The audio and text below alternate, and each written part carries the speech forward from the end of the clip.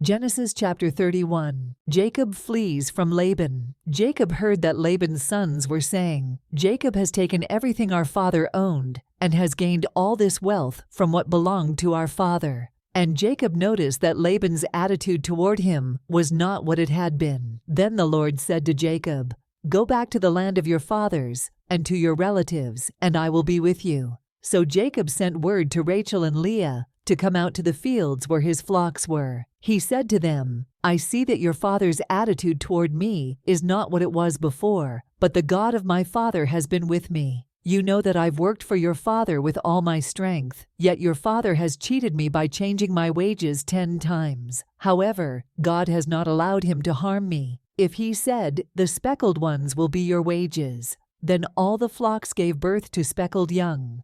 And if he said, 'The streaked ones will be your wages,' then all the flocks bore streaked young. So God has taken away your father's livestock and has given them to me. In breeding season, I once had a dream in which I looked up and saw that the male goats mating with the flock were streaked, speckled, or spotted. The angel of God said to me in the dream, 'Jacob.' I answered, 'Here I am.' And he said, 'Look up and see that all the male goats mating with the flock are streaked, speckled, or spotted, for I have seen all that Laban has been doing to you. I am the God of Bethel, where you anointed a pillar, and where you made a vow to me. Now leave this land at once, and go back to your native land.' Then Rachel and Leah replied, 'Do we still have any share in the inheritance of our father's estate? Does he not regard us as foreigners? Not only has he sold us, but he has used up what was paid for us. Surely all the wealth that God took away from our father belongs to us and our children. So do whatever God has told you.' Then Jacob put his children and his wives on camels, and he drove all his livestock ahead of him, along with all the goods he had accumulated in Paddan Aram, to go to his father Isaac in the land of Canaan. When Laban had gone to shear his sheep, Rachel stole her father's household gods. Moreover, Jacob deceived Laban the Aramean by not telling him he was running away. So he fled with all he had, crossed the Euphrates River, and headed for the hill country of Gilead. Laban pursues Jacob. On the 3rd day, Laban was told that Jacob had fled. Taking his relatives with him, he pursued Jacob for 7 days and caught up with him in the hill country of Gilead. Then God came to Laban the Aramean in a dream at night and said to him, "Be careful not to say anything to Jacob, either good or bad." Jacob had pitched his tent in the hill country of Gilead when Laban overtook him, and Laban and his relatives camped there too. Then Laban said to Jacob, "What have you done? You've deceived me, and you've carried off my daughters like captives in war. Why did you run off secretly and deceive me? Why didn't you tell me, so I could send you away with joy and singing to the music of timbrels and harps? You didn't even let me kiss my grandchildren and my daughters goodbye. You have done a foolish thing. I have the power to harm you. But last night the God of your father said to me, 'Be careful not to say anything to Jacob, either good or bad.' Now you have gone off because you long to return to your father's household. But why did you steal my gods?" Jacob answered Laban, "I was afraid because I thought you would take your daughters away from me by force.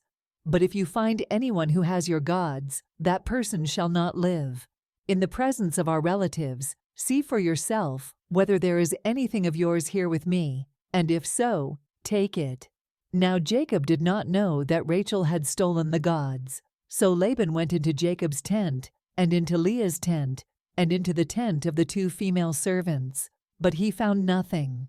After he came out of Leah's tent, he entered Rachel's tent. Now Rachel had taken the household gods and put them inside her camel's saddle and was sitting on them. Laban searched through everything in the tent, but found nothing. Rachel said to her father, "Don't be angry, my lord, that I cannot stand up in your presence. I'm having my period." So he searched but could not find the household gods. Jacob was angry and took Laban to task. "What is my crime?" he asked Laban. "How have I wronged you that you hunt me down? Now that you have searched through all my goods, what have you found that belongs to your household? Put it here in front of your relatives and mine, and let them judge between the 2 of us. I have been with you for 20 years now, Your sheep and goats have not miscarried, nor have I eaten rams from your flocks. I did not bring you animals torn by wild beasts. I bore the loss myself, and you demanded payment from me for whatever was stolen by day or night. This was my situation. The heat consumed me in the daytime, and the cold at night, and sleep fled from my eyes. It was like this for the 20 years I was in your household. I worked for you 14 years for your 2 daughters, and 6 years for your flocks, and you changed my wages 10 times. If the God of my father, the God of Abraham, and the fear of Isaac, had not been with me, you would surely have sent me away empty-handed. But God has seen my hardship and the toil of my hands, and last night he rebuked you." Laban answered Jacob, "The women are my daughters, the children are my children, and the flocks are my flocks. All you see is mine. Yet what can I do today about these daughters of mine, or about the children they have borne? Come now, let's make a covenant, you and I, and let it serve as a witness between us." So Jacob took a stone and set it up as a pillar. He said to his relatives, "Gather some stones." So they took stones and piled them in a heap, and they ate there by the heap. Laban called it Jegar Sahadutha, and Jacob called it Galeed. Laban said, "This heap is a witness between you and me today." That is why it was called Galeed.